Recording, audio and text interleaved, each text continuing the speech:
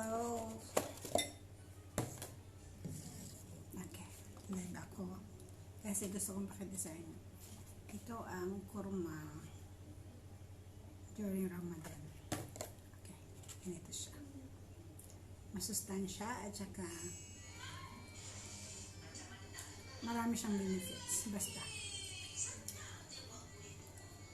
Huli akong kumain kasi gusto ko mag-live. Ito yung chicken fillet.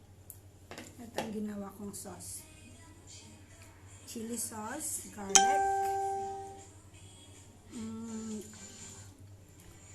chili, and lemon. Nice. Kung mahilig kayo sa spicy. Very nice.